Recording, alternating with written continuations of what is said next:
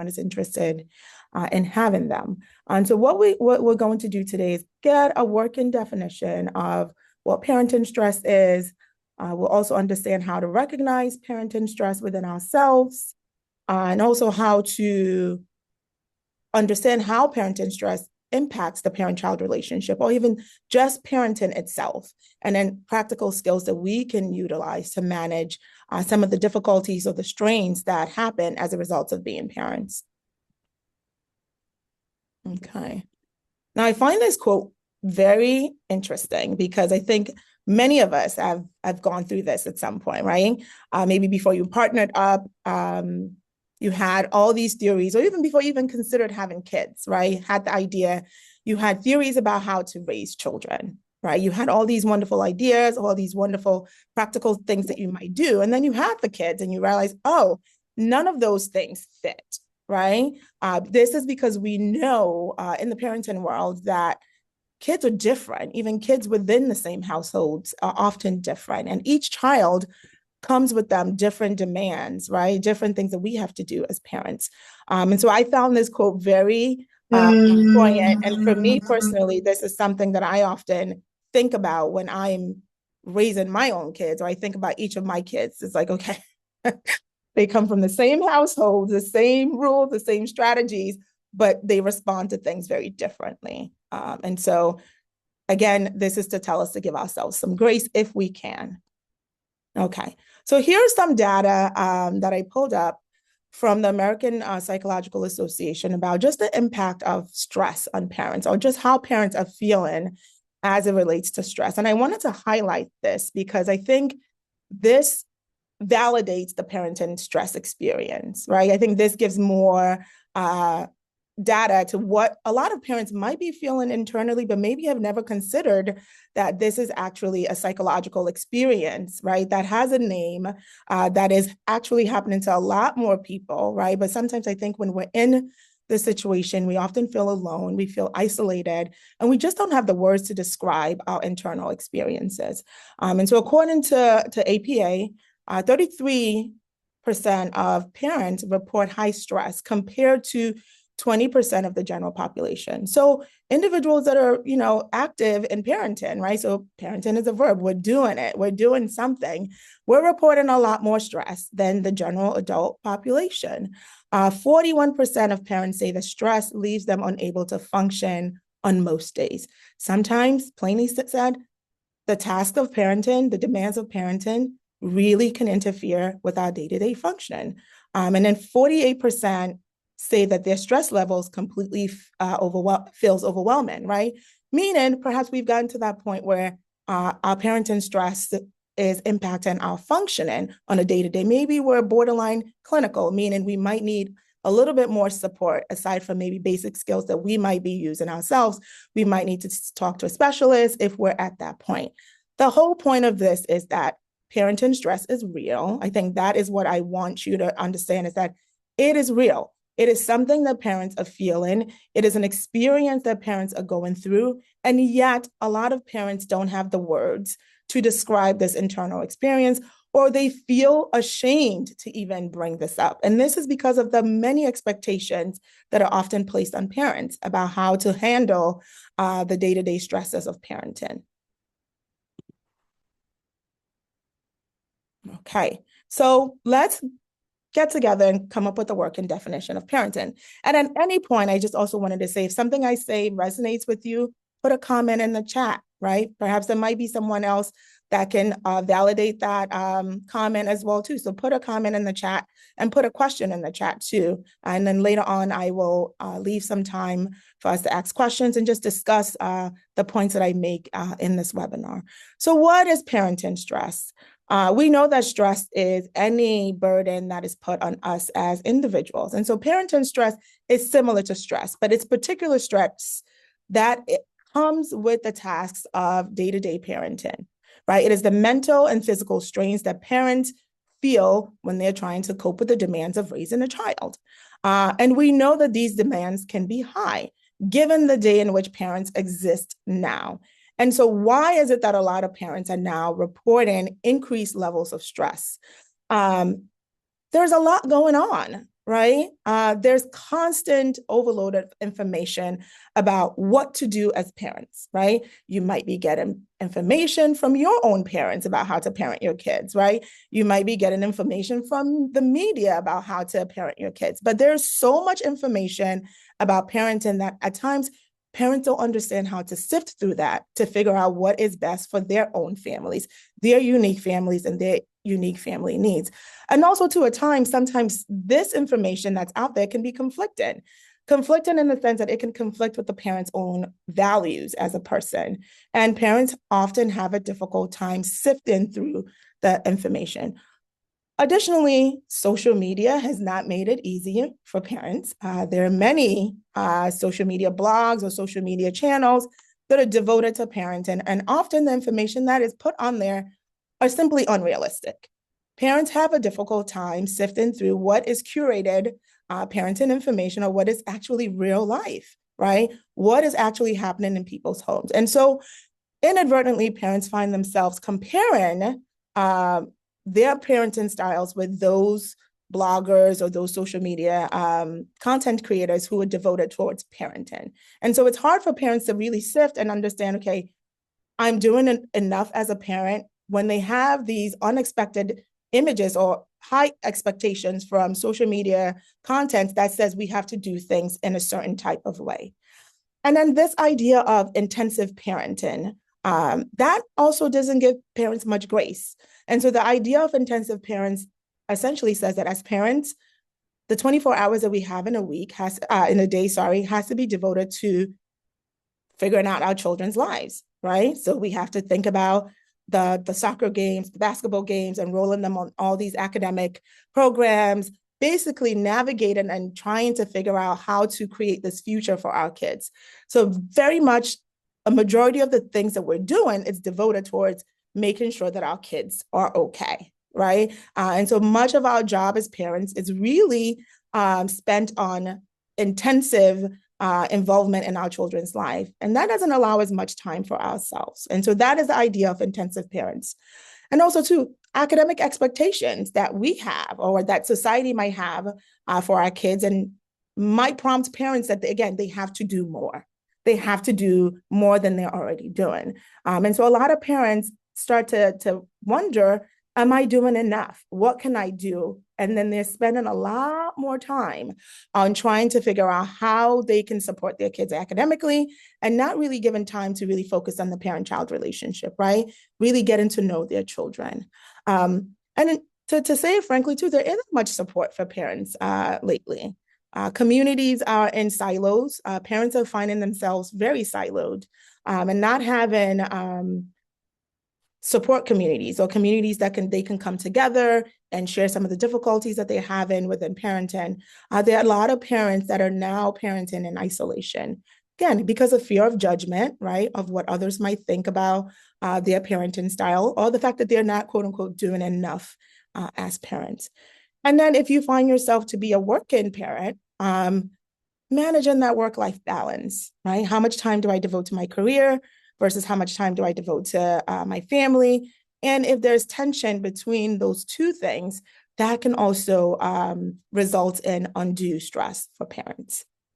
So that is parenting stress in itself, right? It is this overload that we get as individuals, as parents, in the day-to-day tasks that we're engaging in as parents. And I should note that stress isn't necessarily a bad thing, right? It often gets a bad rap, but some aspect of stress can be motivating for us, right? It allows us to get our resources together. It allows us to be able to plan so that we have the needs that we need met.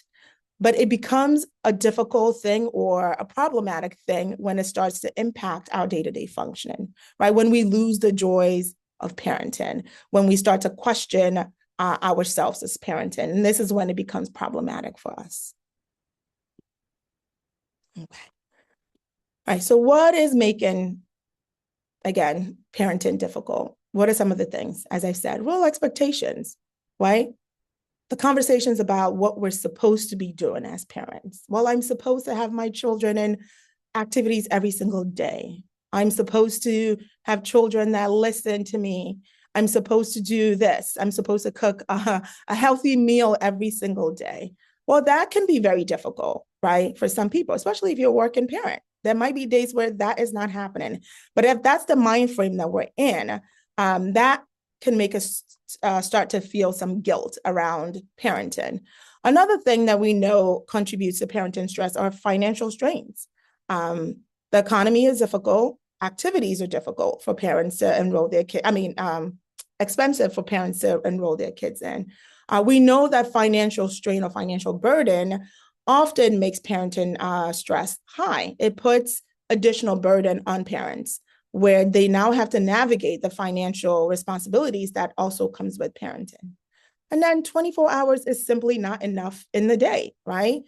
It's not enough to drive kids to the activity, then have me time with them and have connection time with them, and then simply also have 8 hours of sleep. And then also have, if you're partnered up, have time with your partner. It's just that difficult. Parents just don't have enough time.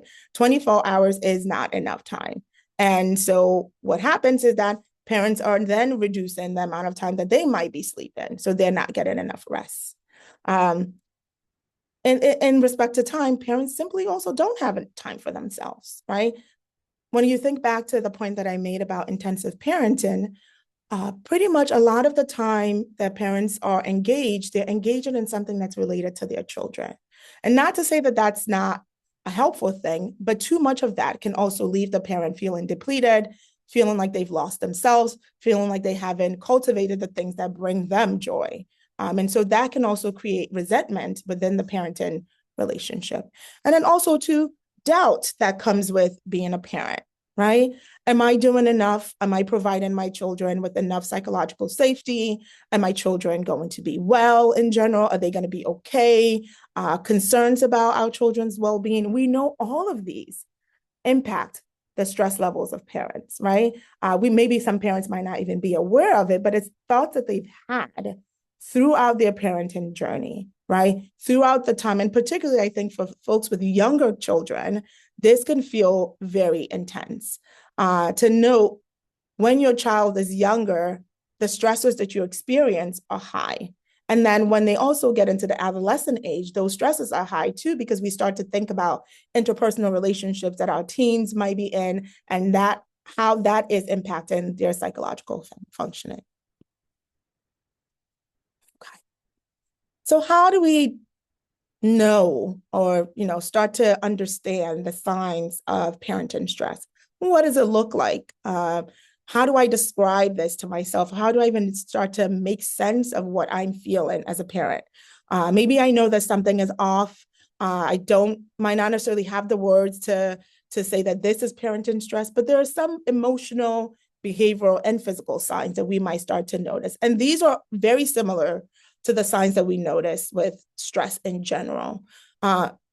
With respect to emotional signs, the first thing that parents might start to notice is that irritability, right? Generally, you're feeling irritable.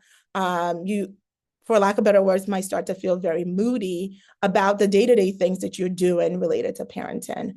And at times, resentment also seeps in, right? Even though that's not noted, you might start to feel resentment towards some of the tasks that you have to do. Guilt, am I doing enough? I feel like I'm not doing enough. I feel like a bad parent. Just not feeling good about the joys of parenting. And then some folks have said, I really feel like a bad parent because maybe I wasn't able to cook a meal for my children, or I had to stop and get fast food for my kids because the schedule was very busy that day, and I had to drive everyone to gazillion amount of activities, and I just didn't have time to make a meal. Or maybe it's a really hard week at work, and I haven't been able to make that healthy meal that I usually make. I feel like a bad parent, right? Or something happened in the home and I noticed that I was yelling, which is a behavioral response, at my children. And I feel really guilty about that, right? I feel like a bad parent. Also to social withdrawal, that's a behavioral response to parenting stress. I just don't feel like going anywhere. I don't want to connect with friends. Getting together with friends is just a task, and I don't want to do that anymore. That is a sign that somehow we are feeling more of the stress of parenting, and it's time for us to start to consider strategies to manage that. And then being less patient with our kids. to say, Frank, the kids start to get annoying and you can see yourself feeling snappy at them. Like the things that maybe you were okay with before, or you had more time to plan around, you're just not having it, right? That morning battle, right? Get on your shoes, let's go, let's get it going. You don't have patience for that, right? You don't have patience to really go through the morning routine or to offer the strategies or the choices. That is a sign that perhaps you are experiencing significant parenting stress, and it might be time for you to start to engage in skills to help you. And then physically, we feel exhausted, fatigued, constantly tired, right? Frequent headaches. If you're a person that suffers with migraines, you might notice that your migraines are more so increased when you're experiencing high levels of stress.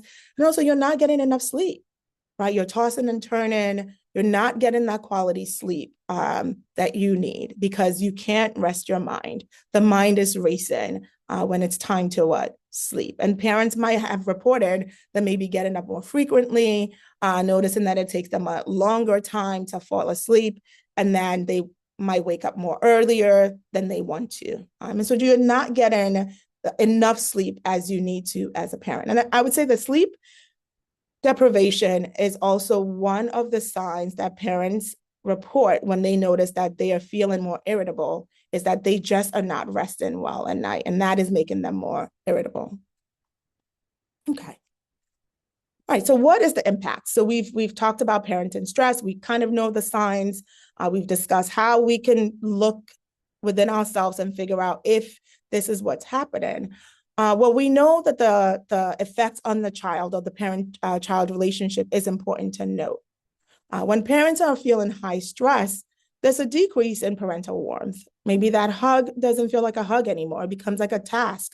I'm tired. I don't want to do this, right? The connection between you and your child is no longer there. You just don't have the time for some of the things that often created connection. Maybe the one-on-one time that you had with your child. There's no time for that, right? You're feeling like there's no time for that. So there's often a decrease in parental warmth.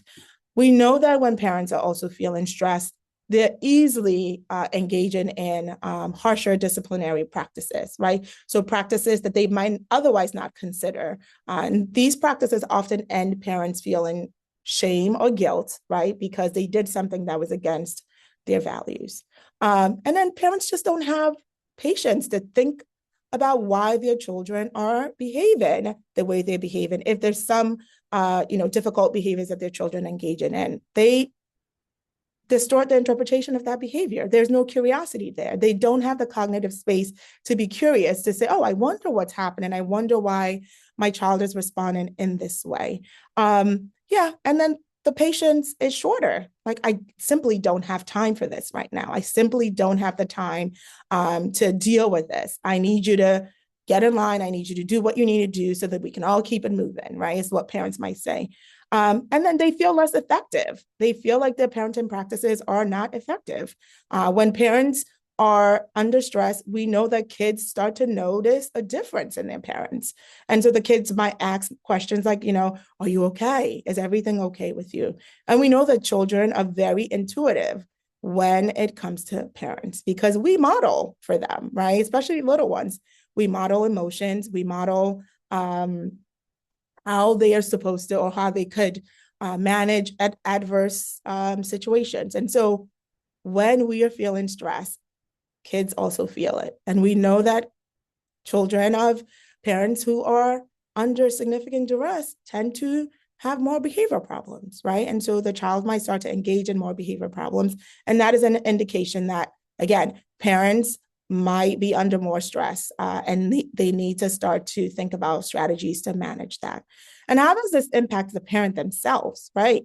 Increased illness, right? Your immune system, we know that stress impacts the immune system. And so when we're under significant duress as parents, because of the tasks that we have to engage in, we might be experiencing more illness more frequently, right? Simple colds, or the flu during flu season. You notice that you're feeling ill more often than you would want to. We also know that parents report more mental health difficulties, anxiety, depression, there's an increase in those symptoms when we are feeling stress.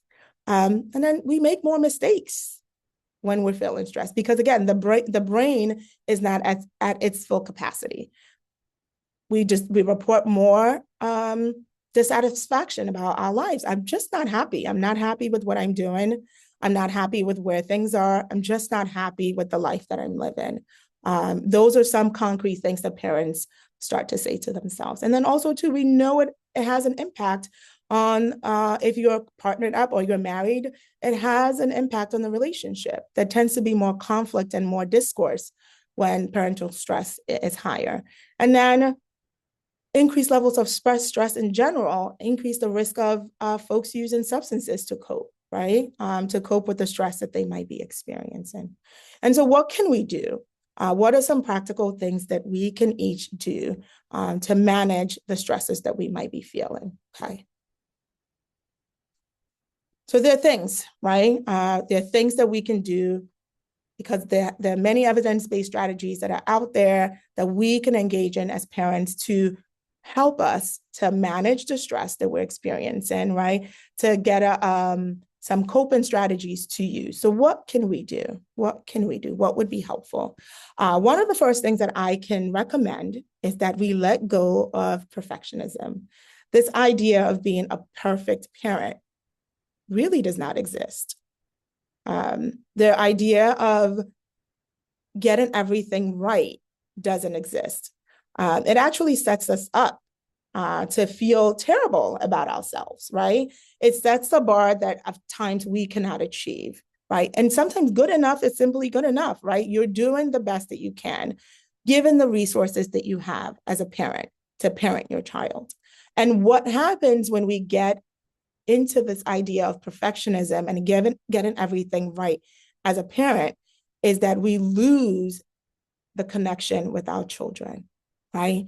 We lose finding the things that are best in our children. And often we impose values, right? Our own values that are not necessarily helpful to our kids on children. And children start to feel the stress of being good, right? Pleasing their parents, of being overly achieving because this is what their parents are requesting of them, right?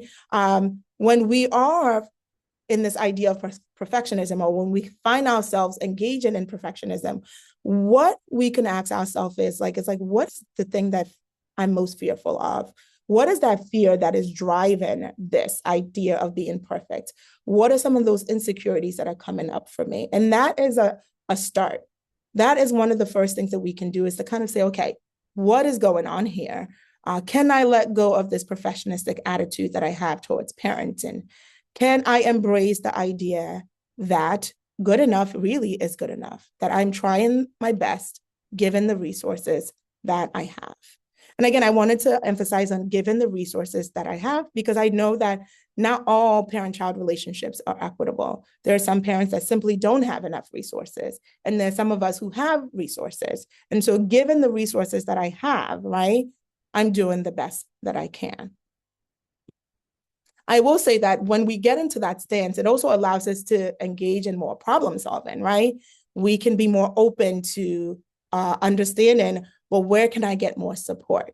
How can I understand this problem that I find myself in? Another strategy that can be helpful for parents is to develop healthy problem solving skills, right? Understand what are some of the difficulties that we're experiencing as parenting, as parents, and what can we do to solve those problems? And so problem solving skills are skills that anyone can use. They're skills that we can teach our kids. And the first step to problem solving is to really get a good definition of what the problem is. What are we struggling with right now as parents? What do we find difficult in this parenting journey that we're in? What is more problematic for us? If we can have time to parse through that and get an understanding of what is happening, it allows us to think creatively about the different solutions to solve that particular problem, right?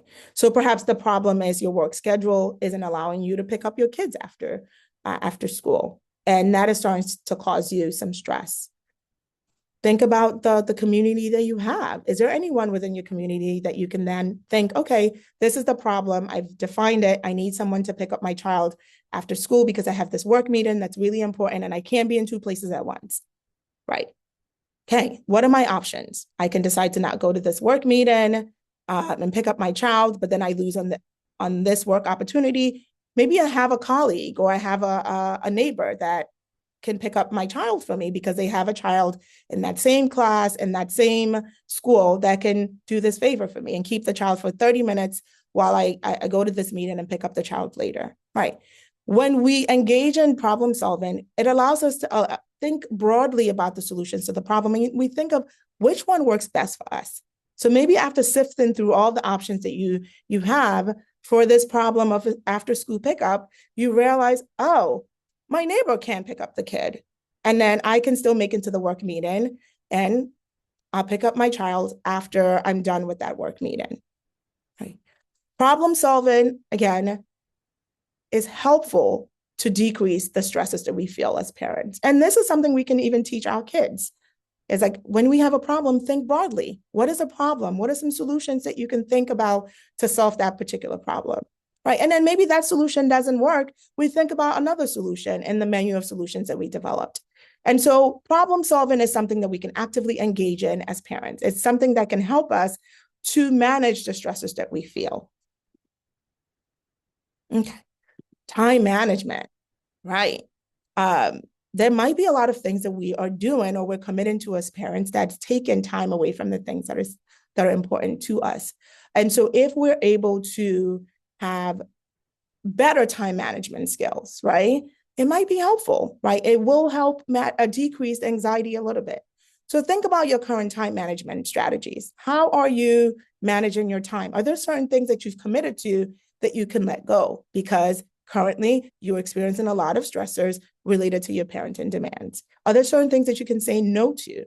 Right. The more we feel in control of our time, the better we feel about managing the stress that we're experiencing. Remember, we had stated that 24 hours simply is not enough for us as parents. And so we prioritize the things that are important for our overall health as parents, and also things that are important to sustain the parent-child relationship, right? And so what are some things that I can give up?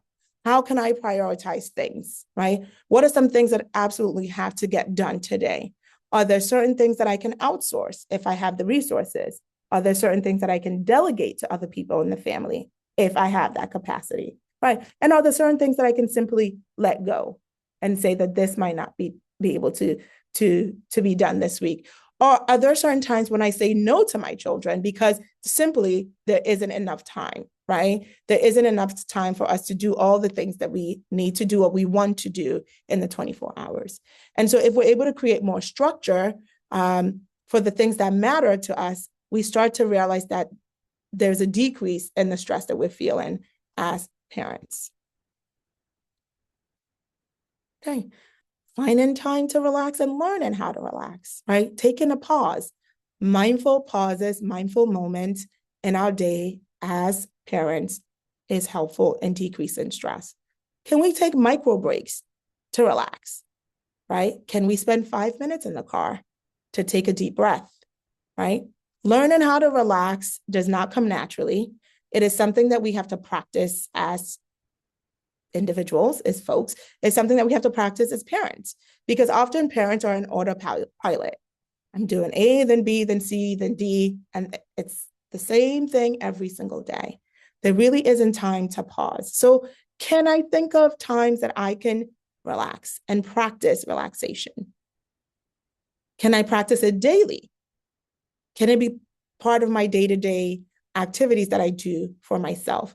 And when we think of relaxation or even mindful moments, I think we often think we have to have the 30 minutes or the 40 minutes or the hour of time. No, we can take micro breaks in the day. So maybe it's 5 minutes here, 5 minutes there, but it's towards the goal of really resetting your nervous system, catching your breath, focusing on your breath so that you can manage your stress, right? Really getting in touch with your body, knowing what your body is feeling like in the moment, even thinking about what your body might need in the moment. When we're able to find those periods of relaxation, we know that that is helpful. Okay. Prioritizing sleep. Now that one is a big one, right? Sleep, we know sleep is fundamental to our overall well-being. We need sleep. Parents need to be well for their children, right? And so sleep is one of the things that we need to be well for our kids. And as I said, parents who often report irritability, particularly in the morning, are not getting enough rest during the night. So can we prioritize sleep, right? Can we prioritize rest? And rest is not a reward. Getting a good night's sleep is not a reward. It shouldn't be a reward for parents. It is essential. It is needed for us to be effective parents. So can we find time to sit and analyze our current sleep habits? Are the things that we can do to make sleep more restful for us, right? Can we decrease maybe use of screen time, right, when we're about to go to sleep? Can we minimize, can we put the phone away so that we're not distracted in our sleep? Can we protect our sleep time? Can we prioritize that on a day-to-day basis? And then maybe if you have the opportunity to rest more on the weekend, can you do that? Sometimes simply laying down, you might not close sleep, but laying down and resting is helpful enough to rejuvenate you and decrease the level of stress that you might be feeling as a parent. And so stress is not, sleep is not a reward. It's not something that we get. It's something that we need. It's essential to our day-to-day functioning as parents. And can we build support systems? Think about the community that you're in, or think about the people around you. Can we be intentional about creating a community or cultivating a community that is supportive of our parenting? The people who will show up for us, right? People that we don't feel ashamed of asking for support and help from. People who don't make us feel bad about our parenting or the things that we're not getting right as parents, quote unquote, right? People who are there to pour into us, people who are there to encourage us in what we're doing as parents, people who are there to say, hey, I can give you a hand, or I can, watch your kids for a few minutes while you go on a walk, or while you make a phone call. I can take the kids to the park for you, or people who are there to simply listen to you and validate your experience, right? We don't have to do this alone. We can actively invest in a support network or community of people who will pour into us, who will support us in managing the stresses that we're feeling within our parenting practices, and people who simply are there to cheerlead us on as parents. And so building a support system, we know from research, is helpful in general to manage mental health difficulties and just to improve our overall psychological well-being. And so as parents, if we don't already have a support network, trying to invest in one might be helpful. And parents exist in spaces where there are communities, right? It just might be thinking outside of the box. So are you part of are your kids part of a sports team, right? Can you think about the parents in that sports team, kind of like carpooling, putting things together? Or are you part of a PTA organization? Can you think about ways in which you can come together and support each other, right? Do you have extended family that live close by? Do you have close friends that live by who maybe have kids the same age as you or other kids? Can you all think about days where one parent takes the children for a play date, where the other parent gets a rest, some time to rest? So think creatively about the communities that you exist in, and think about the people who you want to cultivate a community with or cultivate relationships with, who will support you as a parent. Okay. Focus on the positive, right? Some of the unhelpful thoughts that parents have about parenting is simply not helpful in managing the stresses that we're feeling. Often you will notice that those unhelpful thoughts come with a clause, I should, right? I should do this. I should do this. Shoulds, we know, are a trap for parents, because it makes things very difficult when we don't meet those expectations, those unhelpful thoughts. And so really thinking about some of the negative thoughts that come with parenting, or some of the unrealistic expectations that come with parenting. Anytime you say, I must, I should, start to think, oh, I'm getting myself into a trap, right? I'm getting myself into a cognitive trap that would make things very difficult for me. And what we move towards when we focus on the positive, it's like we're thinking, okay, what can I do that might be more helpful for my relationship with my child? What is important to me as a parent? How can I feel better about this? What are some things that I can think about that would make me feel better, right? Okay. What are the small wins? What are we doing as a family that's working? What are my kids doing now that's bringing me joy? What am I doing as a parent that brings me joy? Maybe you spend 5 minutes with your child, and that 5 minutes brought a smile. And maybe it wasn't that 20 minutes that you planned, but that 5 minutes made that child happy. Can we focus on that? Can we think about how the child was feeling in those 5 minutes when you spend time with them? Right? The small wins is what we think about and we focus on and we celebrate them, right? We don't think of like, oh, I wanted to spend, it was supposed to be 30 minutes and I couldn't do that. And I feel so bad that I couldn't do that. We're ignoring the 5 minutes that we spend time with our child. So as much as possible, if we can focus on the positive things that are happening, right? Perhaps you made time to see a child at a school play or a school event. You made the time to go to that and you noticed the joy on your child's face when you did that. Can we focus on that? So what if you were late? You got there and your child smiled when they saw you. Can we focus on that? Can that bring us joy? Can we say, okay, I made it. Even though I was late, I made it. I got there. I was able to spend time with my child. And then focusing on getting physical activity. I know a lot of parents, when they're under stress or when they're dealing with the demands of parenting, often say that they don't have time for physical activity. They don't have time to work out. They don't have time to commit to even eating lunch sometimes can be, or eating breakfast can be difficult. Parents are simply on the go. They're grabbing whatever they can, and then they're on autopilot and going about their day. Can we pause and have time to eat a meal? Can we have time to make sure that we're hydrated as parents? These might seem very simple and very minute tasks, but these are the things that fuel us as parents. Are we eating well and healthy so that we can be well physically?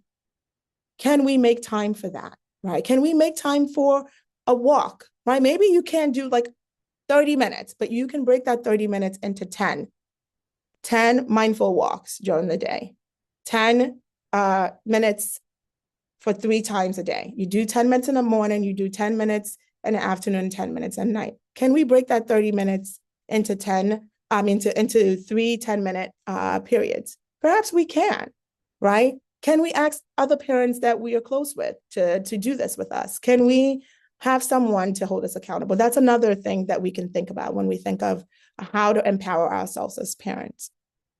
Physical activity, we know, helps with our mental health and overall psychological well-being, right? So it's not only about, getting yourself in shape. It really is to help decrease the stresses that you're feeling, because we know that when we do engage in physical activity, there are some physiological responses that we get as a result. And so as parents, we deserve that, right? We deserve to be well. We deserve to be taken care of. And part of what we can do is to commit to getting physical activity in our day-to-day things that we do for ourselves, and also taking moments to eat so that we can fuel our body, right? Again, this seems simple, and I know that it is very difficult for parents. Like all of the skills that I'm talking about, I know that it seems very simple. And I know that it's really hard for caregivers to do this because simply, as I said, for caregivers, the idea that there's not enough time in the day for me to do all the things that I want to do for myself. And so this is when the idea of what can we let go, what can we prioritize comes in.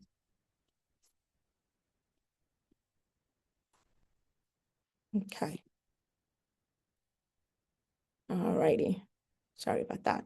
And I noted this earlier about particularly unhealthy thoughts, but I wanted to say it again because we know that our thought patterns really impact the behaviors that we engage in, and subsequently also impact our emotions. And so I wanted to make that seem louder for us as caregivers, as parents, in that really thinking about the brain and how the brain and the thoughts in the brain can overpower us is important. And so we can do something about it, right? We can do something about it as caregivers. We can pause, recognize what the thought is, really check the facts of the situation and say, okay, I've noticed I'm having this thought. Can I challenge it? Right. Am I really a bad parent? No, I'm not a bad parent. Right. I got up today. I got my kids ready for school. I made breakfast. I made lunch. Bad parents don't do that. Right. To say it frankly, bad parents don't do that. So am I really a bad, if I ever have those thoughts that I'm not doing enough, am I really not doing enough? Well, I took the kids to swim practice. I took them to whatever other activities, the birthday that they were invited to. I did all these things. I've done enough, maybe more than I need to do, right? And so really pausing and thinking about the thoughts that we're having and then reframing those thoughts to be more realistic based on the facts of the situation is helpful in managing the stresses that we feel as parents. Because we know if we get in the trap of unhelpful thoughts, right, it doesn't necessarily help us. It actually makes our parenting journeys very difficult. And so I said this, we're doing the best that we can. We are all doing the best that we can. And we're not alone in this, right? There are other parents who are feeling similarly to us. And this is why we found that this particular webinar is helpful because we know that there are other parents who are feeling similarly. And we know that there are skills out there that for parents to use. And so what can you do from today? What are some practical things that you can do? So there's a self-care plan that I thought, okay, why don't we all make a commitment as caregivers? Let's plan together. Let's have a plan for ourselves to take care of ourselves. And the first thing we can do is to think about one thing that we can do on a daily basis or on a weekly basis to engage in parental self-care. So identify that for yourself.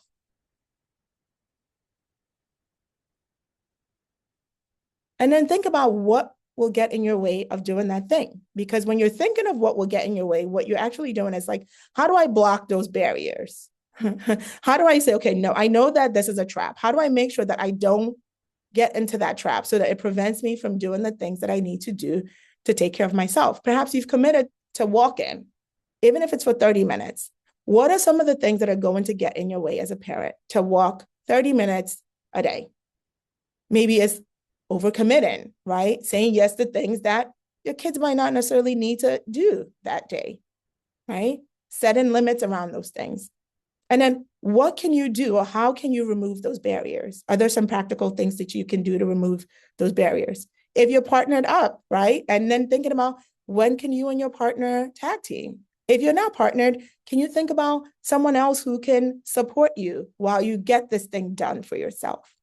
And then find someone who can hold you accountable, right? Not someone who's going to nag you about not doing the thing, right? But somebody who's going to support you and say, hey, it's okay, you didn't get to do it today. Let's think about ways in which we can make it happen tomorrow. Because sometimes that's just what we need, right?